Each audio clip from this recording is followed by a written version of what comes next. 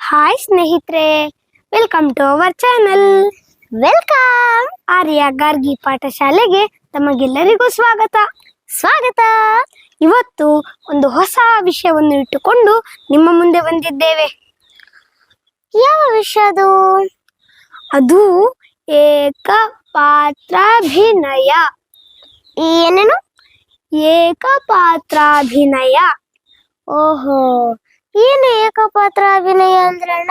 ಒಬ್ರೇ ಇರ್ತಾರೆ, ಹಲವು ಪಾತ್ರಗಳನ್ನ ಮಾಡ್ತಾರೆ. ಅಂದ್ರೆ ಇವಾಗ ನಾನು ಅಂದ್ಕೋ, ಅಲ್ಲಿ ರಾಜನ ಪಾರ್ಟ್ ಮಾಡ್ತೇನೆ, ಇಲ್ಲಿ ರಾಣಿಯ ಪಾರ್ಟ್ ಮಾಡ್ತೇನೆ, ಅಲ್ಲಿ ಮಂತ್ರಿಯ ಪಾರ್ಟ್ ಮಾಡ್ತೇನೆ. ಹೀಗೆ ಹಲವು ಪಾರ್ಟ್ಗಳನ್ನ ಒಬ್ರೇ ಮಾಡ್ತಾರೆ. ಓಹೋ, ಹಾಗಾದ್ರೆ ಬಟ್ಟೆ ಎಲ್ಲ ಹೇಗೆ ಚೇಂಜ್ ಮಾಡೋದು?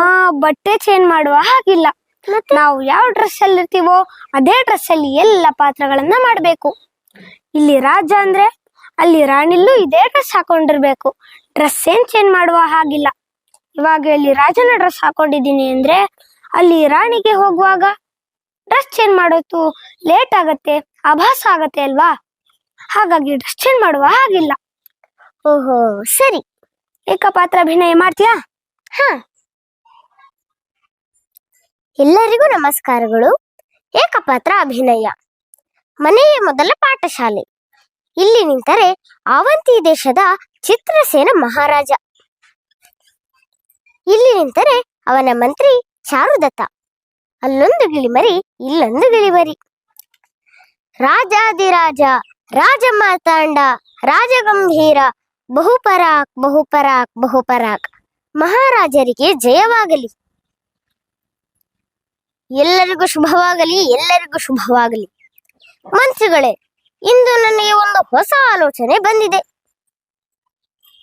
ಯಾವ ಆಲೋಚನೆ ಮಹಾರಾಜರೇ? ನಮ್ಮ ರಾಜ್ಯದ ಮಕ್ಕಳಿಗೆ ಹೊಸ ರೀತಿಯ ಶಿಕ್ಷಣವನ್ನು ಕೊಡಬೇಕು ಅಂತ ಅನ್ಕೊಂಡಿದ್ದೇನೆ. ಆದ್ರೆ ಯಾವ ರೀತಿ ಅನ್ನೋದು ತಿಳಿತಾ ಇಲ್ಲ. ಓಹೋ, ಬಹಳ ಒಳ್ಳೆಯ ಚಿಂತನೆ ಮಹಾರಾಜರೇ, ಬಹಳ ಒಳ್ಳೆಯ ಚಿಂತನೆ. ಹಾ, ತಮ್ಮ ಅಭ್ಯಂತರವಿಲ್ಲದಿದ್ದರೆ ನಾನು ನಿಮ್ಮನ್ನು 2 ಸ್ಥಳಗಳಿಗೆ ಕರೆದುಕೊಂಡು ಹೋಗ್ತೇನೆ. ಅಲ್ಲಿ ನಿಮಗೆ ಶಿಕ್ಷಣದ ಬಗ್ಗೆ ಉತ್ತಮ ಮಾಹಿತಿ ದೊರೆಯುತ್ತದೆ. ಎಲ್ಲಿಗೆ ಕರೆದುಕೊಂಡು ಹೋಗ್ತೀರಿ ಮಂತ್ರಿಗಳೇ? ಮಹಾರಾಜರೇ, ಅದೊಂದು ಗುಟ್ಟು. ಆ ಗುಟ್ಟನ್ನು ಈಗಲೇ ಹೇಳುವ ಹಾಗಿಲ್ಲ. ಬನ್ನಿ.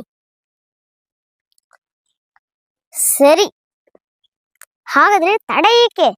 ಈಗಲೇ ಹೊರಡೋಣ, ಬನ್ನಿ. ಹೀಗೆ ಬನ್ನಿ ಮಹಾರಾಜರೇ, ಹೀಗೆ ಬನ್ನಿ. ಮಹಾರಾಜರೇ, ಅದು ಅಲ್ಲಿ ನೋಡಿ, ಒಂದು ಮನೆ ಕಾಣ್ತಾ ಇದೆಯಲ್ಲ, ಅಲ್ಲಿಗೆ ಹೋಗಿ ಕುಡಿಯಲು 1 ಲೋಟ ನೀರು ಕೇಳಿ. ಸರಿ.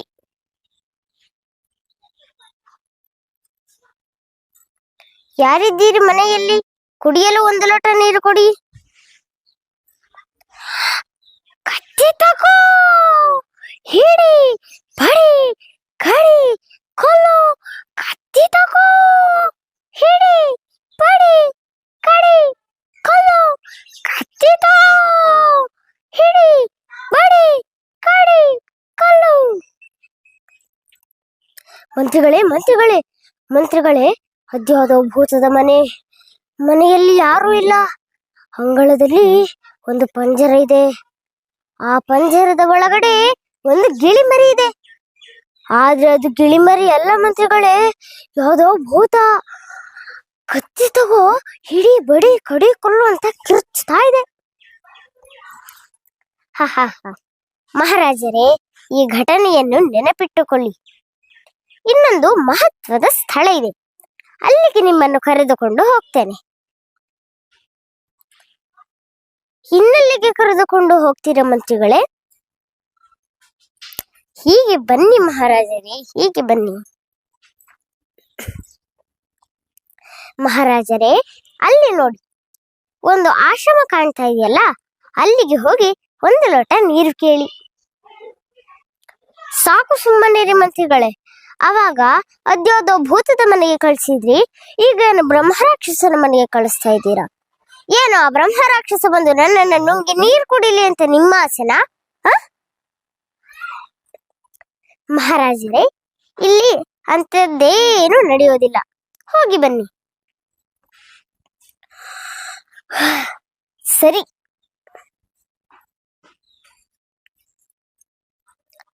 ಯಾರಿದ್ದೀರಿ ಆಶ್ರಮದಲ್ಲಿ? ಕುಡಿಯಲು ಒಂದು ಲೋಟ ನೀರು ಕೊಡಿ. ಬನ್ನಿ ಬನ್ನಿ, ಕುಳಿತುಕೊಳ್ಳಿ. ಆಶ್ರಮಕ್ಕೆ ಸ್ವಾಗತ. ಗುರುಗಳು ಒಳಗಡೆ ಪೂಜೆ ಮಾಡ್ತಿದ್ದಾರೆ. ಬನ್ನಿ ಬನ್ನಿ, ಕುಳಿತುಕೊಳ್ಳಿ. ಆಶ್ರಮಕ್ಕೆ ಸ್ವಾಗತ. ಗುರುಗಳು ಒಳಗಡೆ ಪೂಜೆ ಮಾಡ್ತಿದ್ದಾರೆ. ಬನ್ನಿ ಬನ್ನಿ, ಕುಳಿತುಕೊಳ್ಳಿ. ಆಶ್ರಮಕ್ಕೆ ಸ್ವಾಗತ. ಗುರುಗಳು ಒಳಗಡೆ ಪೂಜೆ ಮಾಡ್ತಿದ್ದಾರೆ. ಮಂತ್ರಿಗಳೇ ಮಂತ್ರಿಗಳೇ, ಇಲ್ಲೂ ಒಂದು ಗಿಳಿಮರಿ ಇದೆ. ಬಹಳ ಪ್ರೀತಿಯಿಂದ ಕರೆದು ಮಾತನಾಡಿಸ್ತಾ ಇದೆ. ಅಲ್ಲ, ನನಗೆ ಬಹಳ ಆಶ್ಚರ್ಯ ಆಗ್ತಿದೆ. ಏನಿದು ವಿಚಿತ್ರ ಮಂತ್ರಿಗಳೇ? ಮಹಾರಾಜರೇ, ನೀವು ಅಲ್ಲಿ ನೋಡಿದ ಗಿಳಿಮರಿ ಹಾಗೂ ಇಲ್ಲಿ ನೋಡಿದ ಗಿಳಿಮರಿ ಎರಡೂ ಕೂಡ ಒಂದೇ ತಾಯಿಯ ಮಕ್ಕಳು. ಆದರೆ ಬೆಳೆದ ಪರಿಸರ ಬೇರೆ ಬೇರೆ. ಅದು ಕಟುಕನ ಮನೆ, ಇದು ಋಷಿಗಳ ಆಶ್ರಮ. ಅಲ್ಲಿ ಬೆಳೆದ ಗಿಳಿಮರಿ ಅಲ್ಲಿಯ ಮಾತನ್ನು ಕಲಿಯಿತು, ಇಲ್ಲಿ ಬೆಳೆದ ಗಿಳಿಮರಿ ಇಲ್ಲಿಯ ಮಾತನ್ನು ಕಲಿಯಿತು. ಅಷ್ಟೇ ಮಹಾರಾಜರೇ. ಒಂದೇ ತಾಯಿಯ ಮಕ್ಕಳು ಬೇರೆ ಬೇರೆ ಆದದ್ದು ಹೇಗೆ ಮಂತ್ರಿಗಳೇ? ಒಂದು ದಿನ ಬೇಟೆಗಾರನೊಬ್ಬ ಈ ಮರದ ಮೇಲಿನ ಎರಡೂ ಮರಿಗಳನ್ನ ನೋಡಿದ. ಬಲೆ ಬೀಸಿ ಹಿಡಿದ. ಸಂತೆಗೆ ತೆಗೆದುಕೊಂಡು ಹೋಗಿ ಮಾರಾಟ ಮಾಡಿದ. ಕಟುಕನೊಬ್ಬ ಬಂದು ಒಂದು ಗಿಳಿಯನ್ನ ಕೊಂಡುಕೊಂಡ. ನಂತರ ಆಶ್ರಮದ ಬಾಲಕರು ಬಂದರು. ಉಳಿದಿದ್ದ ಇನ್ನೊಂದು ಗಿಳಿಮರಿಯನ್ನ ಕೊಂಡುಕೊಂಡರು. ಅಷ್ಟೇ ಮಹಾರಾಜರೇ. ಅಲ್ಲಿ ಬೆಳೆದ ಗಿಳಿಮರಿ ಅಲ್ಲಿಯ ಮಾತನ್ನು ಕಲಿತು ಬಿಟ್ಟಿತು, ಇಲ್ಲಿ ಬೆಳೆದ ಗಿಳಿಮರಿ ಇಲ್ಲಿಯ ಮಾತನ್ನು ಕಲಿತು ಬಿಟ್ಟಿತು. ಅಷ್ಟೇ ಮಹಾರಾಜರೇ. ಹಾ ಹಾ ಹಾ, ಜ್ಞಾನೋದಯವಾಯಿತು ಮಂತ್ರಿಗಳೇ, ಜ್ಞಾನೋದಯವಾಯಿತು.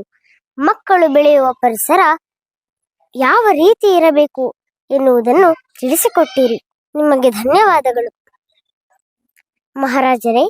ಮಕ್ಕಳು ಬೆಳೆಯುವ ಪರಿಸರ ಪರಿಶುದ್ಧವಾಗಿರಬೇಕು. ಹೌದು ಮಂತ್ರಿಗಳೇ, ಮಕ್ಕಳು ಬೆಳೆಯುವ ಪರಿಸರ ಪರಿಶುದ್ಧವಾಗಿರಬೇಕು. ಹೌದು ಹೌದು, ಮಕ್ಕಳು ಬೆಳೆಯುವ ಪರಿಸರ ಪರಿಶುದ್ಧವಾಗಿರಬೇಕು, ಪರಿಶುದ್ಧವಾಗಿರಬೇಕು. ಜೈ ಹಿಂದ್, ಜೈ ಕರ್ನಾಟಕ ಮಾತೆ. ಧನ್ಯವಾದಗಳು ಸ್ನೇಹಿತರೆ, ಏಕಪಾತ್ರಾಭಿನಯ ನೋಡಿದ್ರಲ್ವಾ?